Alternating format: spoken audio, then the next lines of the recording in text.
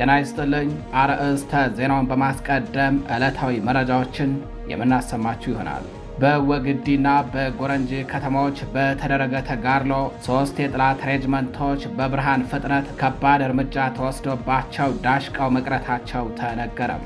ጀግናው ፋኖ 2 ብሬን መትረየሶችንና 33 ክላሽንኮቭ ጠመንጃዎችን በመማረክ የጠላትን አከርካሪ ሰብረዋል። በጦር ግንባር የተሽመደመደው አገዛዝ በከተሞች ላይ 2 እና 3 ድሮን በማሰለፍ የቂም በቀል እርምጃ ቢወስድም አርበኞቹ እስረኞችን በማስለቀቅና የጠላትን ትጥቅ በመማረክ አንጸባራቂ ድል አስመዝግበዋል። መረጃውን በዝርዝር ታደምጡታላችሁ። በሌላኛው መረጃችን ፋኖ በደብረ ብርሃንና በመንዝ ግንባሮች ባደረገው ተጋድሎ ከፍተኛ ወታደራዊ አመራሮችን ጨምሮ በርካታ ወታደሮችን በመደምሰስና በመማረክ አንጸባራቂ ድል ተቀዳጀ። በተጋድሎው አንድ የሻምበል መሪ ከ2 ክላሽንኮቭ መሳሪያ ጋር እጅ ከፈንጅ የተያዘ ሲሆን ሌሎች ወታደራዊ ቁሳቁሶች በፋኖ ቁጥጥር ስር ውለዋል። በጦር ግንባር ከባድ ሽንፈትን የተከናነበ የብልጽግናው ሰራዊት በአንጻሩ በንጹሃን አርሶ አደሮች ላይ መጠነ ሰፊ ዝርፊያ ስለመፈጸሙም ተሰምቷል። መረጃውን ታደምጡታላችሁ። በሌላኛው መረጃችን የፋኖ የሰርጂካል ኦፕሬሽን ምድብተኞች በደብረ ማርቆስና በአነደድ ወረዳ በወሰዱት እርምጃ 10 የአገዛዙ ወታደሮች ሲገደሉ በርካቶች መቁሰላቸው ታውቋል።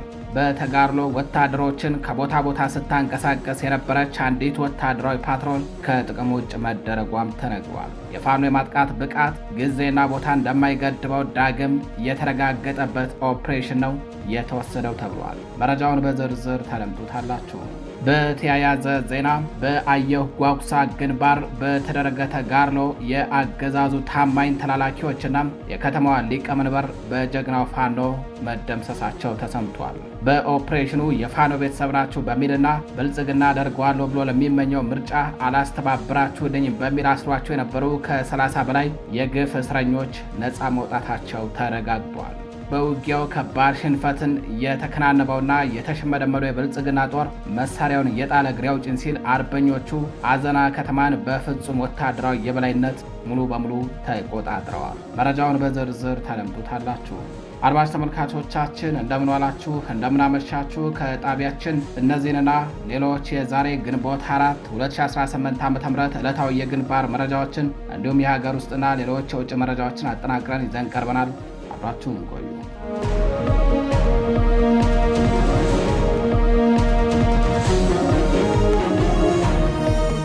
ወደ ቀዳሚው መረጃችን እናልፋለን። በወግዲና በጎረንጂ ከተሞች በተደረገ ተጋድሎ 3 የጠላት ሬጅመንቶች በብርሃን ፍጥነት ከባድ እርምጃ ተወስዶባቸው ዳሽቀው መቅረታቸው ተነግረዋል። በተጋድሎ 2 የቡድን መሳሪያና 33 ክላሽንኮቭ መሳሪያዎችን ጨምሮ ሌሎች ወታደራዊ ቁሳቁሶች በፋኖ ቁጥጥር ስር ውለዋል። ፋኖ በወግዴ ግንባር በልዩ የጦር ብልሃትና ኢተገማች የማጥቃት ሲስተም የጠላትን አከርካሪ በመስበር ዳግም ድል ተቀዳጅቷል። በምዕራብ ፋኖ ብሔራዊ ንቅናቄ ምኒልክ ዕዝ 105ኛ ኮር አርበኞች በወግዲ ግንባር በወሰዱት እርምጃ የቆም ምሽጎችን ጭምር በመስበር በርካታ የጠላት ኃይልን ደምስሰው 2 የቡድን መሳሪያዎችንና 33 የነፍስ ወከፍ መሳሪያዎችን ማርከዋል። ውጊያው የተካሄደው በወግዲ ግንባር በወግዲ ከተማና ጎረንጂ ከተማ ላይ ነው። በጦር ግንባር ከባድ ሽንፈት የተከናነበው የተሽመደመደው ያገዛዙ ጦር ከተሞች ላይ ተከታታይ የሆነ የድሮን ጥቃት ስለመፈጸሙም ተሰምቷል። የምኒልክ ዕዝ 105ኛ ኮር ከ45ኛ ክፍለ ጦርና ከ29ኛ ክፍለ ጦር የተወጣጡ ኃይሎች ዛሬ ግንቦት 4 2018 ዓ.ም ማለዳ 12 ሰዓት ጀምሮ በጋራ በከፈቱት ኢተገማች የማጥቃት ሲስተም የታከለበት እርምጃ በወረዳው መሽገው የነበሩ 3 የብልጽግና መከላከያ ሬጅመንቶች በብርሃን ፍጥነት አከርካሪያቸው ተሰብሮ ዳሽቀው ቀርተዋል። ይህ ኦፕሬሽን ፋኖ በየትኛውም ሰዓትና ቦታ ጠላትን የማሽመድመድ እምቅ አቅም እንዳለው በተግባር ያሳየ ሆኗል። በዚያ ወደ ውጊያ የ105ኛ ኮር አናብስቶች በጠላት ላይ ከፍተኛ ሰብአዊና ቁሳዊ ኪሳራ ያደረሱ ሲሆን በርካታ ትጥቆችን ማርከው ታጥቀዋል። በዚህም 2 ብሬን መትረየሶችን ጨምሮ 33 ጥቁር ክላሽንኮቭ መሳሪያዎችን እንዲሁም ገና በውል ተቆጥሮ ያላለቀ በሺዎች የሚቆጠሩ የተለያዩ አይነት ተተኳሾች በጀግናው ፋኖ ቁጥጥር ስር ውለዋል። አርበኞቹ የወረዳውን ማረሚያ ቤት በመስበር ብልጽግና እንዲመረጥ የምርጫ አስተባባሪ አንሆንም ብላችሁኛል በሚልና የፋኖ ቤተሰብ ናችሁ በሚል አገዛዙ በገፍ አስሯቸው የነበሩ በርካታ የአማራ ሕሊና እስረኞችን ነፃ አውጥተዋል። በከተማዋ ከወደ ፋኖ የተሰነዘረበትን እርምጃ መቋቋም ያልቻለው አገዛዙ ኃይል ከተማዋን ለቆ እግሬ አውጭኝ ፈርጥጧል።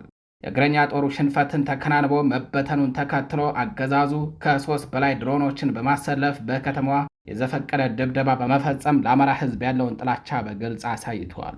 በዚህ የድሮን ጥቃት የወረዳው አስተዳደር ሕንፃ፣ ፖሊስ ጣቢያና ከ10 በላይ ተሽከርካሪዎች የወደሙ ሲሆን በርካታ የሕዝብና የሀገር ንብረቶችን በእሳት ጋይተዋል። ይህ አገዛዙ በዘፈቀደ የሚፈጽመው ውድመት የውድቀቱ ዋዜማ መቃረቡን በግልጽ ያሳየ ነው።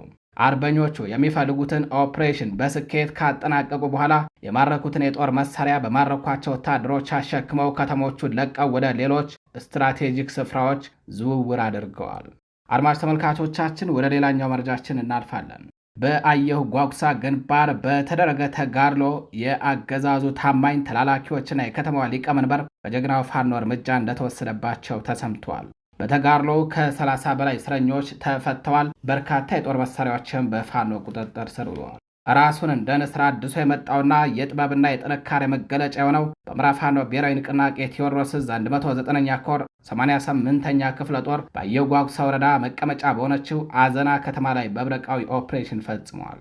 በአውደ ውጊያው ቀንደኛ የብልጽግና አመራሮችና ታማኝ ተላላኪዎቻቸው የተደመሰሱ ሲሆን ጀግኖቹ አርበኞች በርካታ የህሊና እስረኞችን ከእስር አስለቅቀዋል። ዛሬ ግንቦት 4 2018 ዓ.ም ከንጋት 12 ሰዓት ተኩል ጀምሮ የ88ኛ ክፍለ ጦር አርበኞች ባደረጉት አስደናቂ ቅንጅት አዘና ከተማን ሙሉ በሙሉ በቁጥጥራቸው ስር አውለዋል። በዚህ ኦፕሬሽን ለህዝብ ጥላት የሆነውና የአገዛዙን ወንበር ለማቆየት ሲዳክር የነበረው የአዘና ከተማ ሊቀመንበር አቤ ሙሉነህ በጀግኖቹ ፋኖች የማያዳግም እርምጃ ተወስዶበት ተገድለዋል። የፋኖን ድንገተኛ ምቅ የማጥቃት አቅም መቋቋም ያቃተው የብልጽግና ሚኒሻ ፖሊስና ፓራኮማንዶ መሳሪያውን እየጣለ እግሬ አውጪኝ ፈርጥጧል።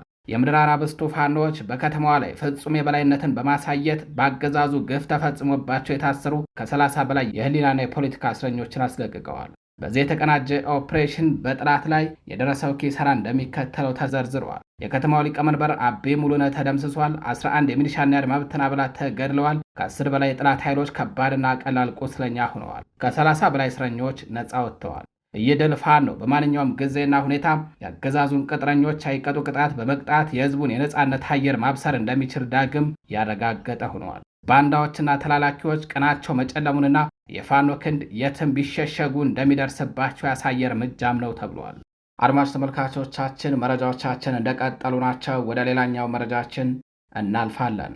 በደብረ ማርቆስና በአነደድ ወረዳ የፋኖ ሰርጂካል ኦፕሬሽን ምድብተኞች በወሰዱት እርምጃም 7 የአድማ ብተናና 3 የሚሊሻ አባላት መገደላቸው ታወቀም። የፋኖ የማጥቃት ብቃት ጊዜና ቦታ እንደማይገድበው ዳግም የተረጋገጠበት ኦፕሬሽን በደብረ ማርቆስ ከተማ ተፈጽሟል። በአማራ ፋኖ ብሔራዊ ንቅናቄ ቴዎድሮስ ዕዝ የ206ኛ ኮር ሰርጂካል ኦፕሬሽን ምድብተኞች በወሰዱት እርምጃም የአገዛዙ የአድማ ብተና አባላትና የጸረ አማራውን ኃይል ዕድሜ ለማራዘም የሚዳክሩ ባንዳዎች ተደምስሰዋል። ይህ ጥቃት ፋኖ በፈለገበት ሰዓትና ቦታ አገዛዙን የመቅጣት እምቅ አቅም እንዳለው ሲያሳይ፣ ለአገዛዙ ኃይሎች ደግሞ ጀንበር እንደጠለቀችባቸው ያረዳ ኦፕሬሽን ነው ተብሏል። ዛሬ ግንቦት 4 2018 ዓ.ም አጥቢያ ሌሊቱን የ206ኛ ኮር የሰርጂካል ኦፕሬሽን ምድብተኞች በደብረ ማርቆስ ከተማ ውስጥ በወሰዱት የሽምቅ እርምጃም የጠላትን አከርካሪ በመስበር ድል ተቀዳጅተዋል። 11 የአድማ ብተና አባላትን ጭና ከስላሴ ካምፕ ወደ ከተማዋ ስትገሰግስ በነበረች ወታደራዊ ፓትሮል ላይ ውሰታ ቀበሌ 02 ድልድዩ አካባቢ በደረሰባት ድንገተኛ የቦምብ ጥቃት 7 የአድማ ብተና አባላት ወዲያውኑ መገደላቸው ታውቋል። በዚህ ኦፕሬሽን 3 የጠላት ኃይሎች ደግሞ በከባድ ሁኔታ መቁሰላቸው ተነግረዋል። በተመሳሳይ ሁኔታ ትናንት ምሽት 2 ሰዓት አካባቢ የኮሩ አዳይ ቡድን ባነደድ ወረዳ ንፋሳም ቀበሌ መብራት ስቴሽን አካባቢ በወሰዱት መብረቃዊ ጥቃት የአገዛዙን ዕድሜ ለማራዘም የህዝብ መከራ የሆኑ 3 ባንዳ ሚኒሻዎች ተደምስሰዋል። እነዚህ የተደመሰሱ ባንዳዎችም ስም ዝርዝራቸው እርጋታው ተርፌ፣ ዋለ ከበደና መላኩ አዘነ የተባሉ ሲሆኑ ሌሎች 4 የሚሊሻ አባላት ደግሞ ክፉኛ ቆስለው በሞትና በሕይወት መካከል ይገኛሉ። ይህ ተከታታይ ጥቃት የሚያረጋግጠው አንድ እውነት ቢኖር ፋኖ በማንኛውም ሁኔታና ቦታ የማጥቃት ስልቱን እንደቀየረና የአገዛዙ ኃይል ደግሞ እየተፍረከረከ መቃብሩ እየተቆፈረ መሆኑን ነው። አገዛዙን አምነው ወገናቸውን ከርተው ህዝብን የሚያንገላቱ ባንዳዎች ቀናቸው መጨለሙንና ከፋኖ ክንድ የሚያመልጡበት ቦታ እንደሌለ ያሳየም እርምጃ ነው የተወሰደው። ወደ ሌላኛው መረጃችን እናልፋለን። ፋኖ በደብረ ብርሃንና በመንዝ ግንባሮች ባደረገው ተጋድሎ ከፍተኛ ወታደራዊ አመራሮችን ጨምሮ በርካታ ወታደሮችን በመደምሰስና በመማረክ አንጸባራቂ ድል ተቀዳጀም። በሸዋ ጠቅላይ ግዛት አሳምነው እዝ ስር የሚንቀሳቀሱት የፋኖ አናብስቶች በደብረ ብርሃን ከተማ ዙሪያና በመንዝ ግንባሮች በወሰዱት የተቀናጀ ማጥቃት በአገዛዙ ወታደሮች ላይ ከባድ ኪሳራ ደርሰዋል። በኦፕሬሽኑ አንድ ዋና ሻምበል መማረኩ የተረጋገጠ ሲሆን በጦር ግንባር ሽንፈት የገጠመው የብልጽግና ሰራዊት በአንጻሩ በንጹሐን አርሶ አደሮች ላይ መጠነ ሰፊ ዝርፊያ ስለመፈጸሙም ተሰምተዋል። በእዙ ስር የአጼ ዘርዓ ያዕቆብ ኮር ነጎድጓድ ክፍለ ጦር ዛሬ ግንቦት 4 2018 ዓ.ም በደብረ ብርሃን ከተማ አቅራቢያ ልዩ ስሙ አንጭ ቆረር በተባለ አካባቢ ባካሄደው ድንገተኛ ጥቃት የጠላትን ኃይል አከርካሪ ሰብረው አንጸባራቂ ድል ተቀዳጅተዋል። ዛሬ ከንጋቱ 12 ሰዓት ጀምሮ በተካሄደው በዚህ መብረቃዊ ኦፕሬሽን አንድ የመቶ አለቃ ማዕረግ ያለው አመራርን ጨምሮ ሌሎች በርካታ ወታደሮች ሲገደሉ 7 ያገዛዙ ወታደሮች ደግሞ በከባድ ሁኔታ ቆስለው በሞትና በሕይወት መካከል እንደሚገኙ ታውቋል። በተጋድሎው አንድ ዋና ሻምበል አዛዥ ከ2 ክላሽንኮቭ መሳሪያዎችና 120 ጥይቶች እንዲሁም ሙሉ ወገብ ትጥቆች በጀግናው ፋኖ ቁጥጥር ስር ውለዋል። በተመሳሳይ ሁኔታ በመንዝ አውራጃ የሚንቀሳቀሰው የአጼ አምደ ጽዮን ኮር የምኒልክ ክፍለ ጦር በሁለት ግንባሮች ባደረገው ተጋድሎ በአገዛዙ ጦር ላይ መጠነ ሰፊ ጉዳት በማድረስ ድል ተቀዳጅተዋል። ከመንዝ ላሎ ምድር ወረዳ ወገሬ ከተማ ወደ ጦል ባቀነው የጠላት ኃይል ላይ በተወሰደ እርምጃ 10 የሚደርሱ የአገዛዙ ወታደሮች ተደምስሰዋል። በተጨማሪም ከዘመረው ተነስቶ ወደ ክምር ድንጋይ ሲንቀሳቀስ የነበረው የአገዛዙ ጦር በምኒልክ ክፍለ ጦር ሻለቆች ክፉኛ ተመትቶ ቁጥራቸው በውል ያልታወቁ ወታደሮቹ ተደምስሰውበታል። በጦር ግንባር የገጠመውን ተከታታይ ሽንፈትን መቋቋም ያቃተው የብልጽግና ሰራዊት ፊቱን ወደ ንጹሐን በማዞር በመንዝ ላሎ ወረዳ የጦል አካባቢ ነዋሪዎች ላይ ከፍተኛ ዝርፊያና ደብደባ ፈጽሟል። ሰራዊቱ የአርሶ አደር አቶ ታምሮ ወንደሰን መኖሪያ ቤትን ሰብሮ በመግባት 37 ሺህ ብር ጥሬ ገንዘብ የዘረፈ ሲሆን ቤተሰቦቻቸውን ለማገዝ በሞተር ስራ ላይ በተሰማሩ ወጣቶች ላይም ዘረፋና ድብደባ ስለመፈጸሙ ተሰምተዋል። ይህ አይነቱ የቅጥረኛ ሰራዊት የውርደት ተግባር በአካባቢው ያለውን ህዝባዊ ቁጣ ይበልጥ እያባባሰውና ለፋኖ ትግል ያለውን ድጋፍ እያጠናከረ እንዲሄድ አድርጎታል። አድማጭ ተመልካቾቻችን ወደ ሌላኛው መረጃችን እናልፋለን። የአሳምነው እዝ ወታደራዊ የኪነት ቡድን አባላት ስልጠናና የታድሶ መርሃ ግብርን በስኬት ማጠናቀቃቸው ተነገረም። በአማራ ፋኖ ብሔራዊ ንቅናቄ ሸዋ ጠቅላይ ግዛት አሳምነው እዝ በስሩ ለሚገኙ የባህልና ቱሪዝም ዘርፍ የወታደራዊ ኪነት ቡድን አባላትና አመራሮች ሲሰጥ የነበረውን የ1 ወር ጥቅል የግንዛቤ ማስጨበጫ መሰረታዊ ስልጠና በደመቀ ሁኔታ ማጠናቀቁ ታውቋል። ይህ ለ1 ወር የዘለቀው ስልጠና በዋናነት በርዕዮተ ዓለማዊ ግንባታ፣ በስነ ልቦና ዝግጅት እንዲሁም ጥበብን እንደ ለስላሳ መሳሪያ በመጠቀም የጠላትን ፕሮፓጋንዳ በማክሸፍ ስልቶች ላይ ትኩረት ያደረገ ስለመሆኑ ተነግሯል። ሰልጣኞች የቀሰሙትን እውቀት የሚመዝን የጽሑፍና የተግባር ፈተና የወሰዱ ሲሆን ከፍተኛ ውጤት ላስመዘገቡ አባላትና አመራሮች እንደየደረጃቸው የእውቅና ሽልማት ተበርክቶላቸዋል። በሥነ ሥርዓቱ ላይ የተገኙት የአማራ ፋኖ ብሔራዊ ንቅናቄ ከፍተኛ አመራሮች ባስተላለፉት መልእክት ፋኖ በጠመንጃው ብቻ ሳይሆን በጥበቡም ጭምር የሚታገል ኃይል መሆኑን ጠቅሰው የኪነት ቡድኑ የትግሉ ድምፅና የጀግኖች ታሪክ መዝጋቢ መሆኑን አረጋግጠዋል። የአማራ ፋኖ ብሔራዊ ንቅናቄ ወታደራዊ ቃል አቀባይና የሸዋ ጠቅላይ ግዛት አሳምነው እዝ ባህልና ቱሪዝም ዘርፍ ወታደራዊ ኪነት ቡድን የቦርድ ሰብሳቢ አርበኛ አበበ ሙላቱ በፕሮግራሙ መዝጊያ ላይ ባደረጉት ንግግር ይህ የተሃድሶ መርሃ ግብር የኪነት ቡድኑን ይበልጥ በማጠናከር ወደ ተለያዩ ግንባሮችና ማህበረሰቦች እንዲሰማሩ እንደሚያስችላቸው ገልጸዋል። አርበኛው አክለውም ጠመንጃ መሬትን ሲቆጣጠር፣ ጥበብ ደግሞ ልብንና አእምሮን ትቆጣጠራለች በማለት ትግሉ ተቋማዊ መልክ እንዲኖረውና ከባህልና እሴቶች ጋር እንዲተሳሰር መደረጉንም አስረድተዋል። አድማጭ ተመልካቾቻችን ወደ ሌላኛው መረጃችን እናልፋለን። የሱዳን ጦር ወደ ኢትዮጵያ ድንበር በከፍተኛ ሁኔታ በመጠጋቱ በታላቁ የህዳሴ ግድብ ላይ ቀጥተኛ ወታደራዊ ስጋት ደቅኖ አልተባለም። አገዛዙ በሀገር ውስጥ በከፈተው ጦርነት ተዳክሞ ባለበት በዚህ ወቅት ለባዕዳን ሀገራት ተላላኪነቱን ለማሳየት በጎረቤት ሀገራት ላይ ጥቃት እየፈጸመ መሆኑ የቀጠናዊ ጦርነትን እየፈጠረና በሀገሪቱ ህልውና ላይ ከፍተኛ አደጋ እየደቀነ ስለመሆኑም ተመላክቷል። በሱዳን የእርስ በርስ ጦርነት ውስጥ የሚገኘው የሱዳን ጦር ወደ ኢትዮጵያ ድንበር መጠጋቱን ተከትሎ በቀጠናው ላይ አዲስ የጦርነት ደመና እንዳጠላም ተመላክቷል። የአብይ አህመድ አገዛዝ የሀገሪቱን ሉዓላዊነት ለድርድር ባቀረበበት በዚህ ወቅት የሱዳን ጦር እንቅስቃሴ በታላቁ የህዳሴ ግድብ ደህንነትና በአልፋሻግ ይዞታዎች ላይ ከፍተኛ ስጋትን ደቅኗል። የመረብ ሚዲያ ምንጮች እንደሚያመለክቱት የሱዳን ጦር ወደ ኢትዮጵያ ድንበር መጠጋትና ግጭት ቀስቃሽ አዝማሚያዎችን ማሳየት በሀገሪቱ ላይ ዘርፈ ብዙ ተጽዕኖዎችን ሊያመጣ ይችላል። ይህንን ስጋት በዝርዝር እንደሚከተለው መመልከትም ይቻላል። የመጀመሪያው በህዳሴ ግድብ ላይ የተደቀነው ስልታዊ አደጋ ነው። የህዳሴው ግድብ ከሱዳን ድንበር አቅራቢያ የሚገኝ በመሆኑ በማንኛውም አይነት ወታደራዊ እንቅስቃሴ በግንባታውና በደህንነቱ ላይ ቀጥተኛ ስጋትን ደቅኗል። ሱዳንና ግብፅ በግድቡ ላይ ያላቸውን የቆየ ተቃውሞ ለማሳካት ይህንን ወታደራዊ እንቅስቃሴ እንደ ጫና ማሳደሪያና እንደ ማስፈራሪያ ሊጠቀሙበት እንደሚችሉም ይገመታል። ሁለተኛ፣ የድንበር ውዝግብና የአልፋሽጋ ፈንጂም። የአልፋሽጋ ድንበር ጉዳይ እስካሁን እልባት ያላገኘ የፈነዳ ፈንጂ ሆኗል። አገዛዙ በሰሜኑ ጦርነት ተጠምዶ በነበረበት ወቅት ሱዳንን ጋብዞ የኢትዮጵያን መሬት እንድትወር ማድረጉ አይዘነጋም። አሁንም የሱዳን ጦር ወደ ድንበር መጠጋቱ የተያዙ መሬቶችን ለማጽናትና አዲስ የድንበር ጦርነት ለመቀስቀስ ያለመ ስለመሆኑም ተመላክቷል። አገዛዙ በአማራ ክልል ከፋኖ ጋር በከፈተው ጦርነት ምክንያት የሀገሪቱ መከላከያ ሰራዊት በውጊያም በመዳከሙና በማለቁ ሀገሪቱ ቀፏን ቀርታለችም። የሱዳን ጦር ወደ አማራና ትግራይ አዋሳኝ ድንበሮች በመጠጋቱ አገዛዙ የሀገር ሉዓላዊነት ለማስከበር ያለውን አቅም ጥያቄ ውስጥ የሚጥል ነው። ጦርነቱ ቢቀሰቀስ በድንበር አካባቢ ያሉ ንጹሐን ዜጎች ለከፍተኛ መፈናቀልና ለኑሮ ውድነትም ይዳረጋሉ። ቀድሞውኑ በሱዳን ጦርነት ምክንያት ወደ ኢትዮጵያ የገቡ ስደተኞች ቁጥር ከፍተኛ መሆኑ ችግሩን ይበልጥ ያባብሰዋል። የሱዳን ጦር ጥቃት የሚሰነዝር ከሆነ ሁኔታ ወደ መጠነ ሰፊ ቀጠናዊ ጦርነት ሊያመራ ይችላል። የብልጽግናው አገዛዝ በዲፕሎማሲው ረገድ ሙሉ በሙሉ የከሸፈ ሲሆን በውስጥ በፈጠረው ቀውስም ሀገሪቱን ሙሉ በሙሉ በሚባል ደረጃ ወደ ቁልቁለትና የመጥፋት ጉድጓድ ይዟት እየነጎደ ነው። አድማጭ ተመልካቾቻችን የሆርሙዝ ሰርጥ በመዘጋቱ የተከሰቱ ችግሮችን በሚመለከት መረጃዎችን የምናቀርብ ይሆናል። አሜሪካና ኢራን የሰላም እቅድ ላይ ስላልተስማሙ የነዳጅ ዋጋ መጨመሩ ተነግሯል። አሜሪካና ኢራን በሰላም እቅድ ላይ ባለመስማማታቸው የነዳጅ ዋጋ 2 በመቶ መጨመሩን ሮይተርስ ዘግቧል። ብሬንት ድፍድፍ ነዳጅ ላይ $2 ጭማሪ ተደርጎ ዋጋው $106.21 ደርሷል።